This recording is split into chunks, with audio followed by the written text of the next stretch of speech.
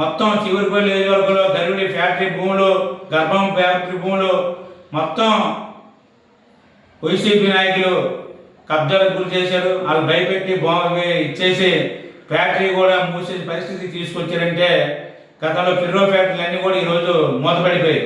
గత 5 సంవత్సరాలు వాళ్ళు చేసిన ఇబ్బందులకు ఈరోజు ఎక్కడ పడితే అక్కడ నక్కపల్లిలో కానీ ఇండస్ట్రీలు కానీ స్టీల్ ప్లాంట్లు కానీ అలాగే వైజాగ్కి సంబంధించి ఎయిర్పోర్ట్ కానీ భోగాపురం ఇంటర్నేషనల్ ఎయిర్పోర్ట్ ఇక్కడి నుంచి ప్రపంచంలో ఎక్కడికైనా వెళ్ళడానికి మన 3 జిల్లాలకి తెప్పించిన అశోక్ గజపతిరాజు గారు అప్పుడు సెంట్రల్ మినిస్టర్గా ఉన్నప్పుడు మనకు రావడం జరిగింది. అలాగే ఈ అభివృద్ధి చూసి వారం లేక ఇప్పుడు కులాలకి మతాలకి రెచ్చగొట్టి నేను కొనివన్నీ జనాల్లో సృష్టించి కులాలు మతాలు అని రేపుతూ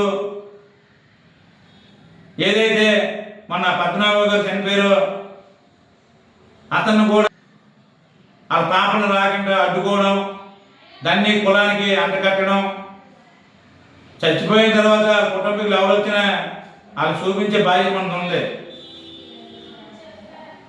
పద్మనాభం గారికి ఏదైతే ప్రభుత్వం ఉందో నాంచనలతో పగాడు కలపడానికి చేస్తే దాన్ని కూడా అంబటరాంబ పట్టుకొని కుల రాజకీయం చేశారు.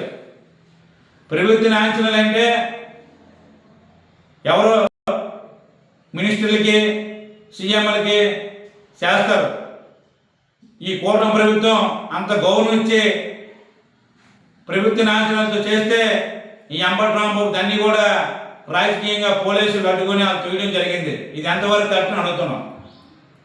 ఇది కుల రాజకీయం కాదా? మరి సిరిమలమ్మ విజయం వచ్చినప్పుడు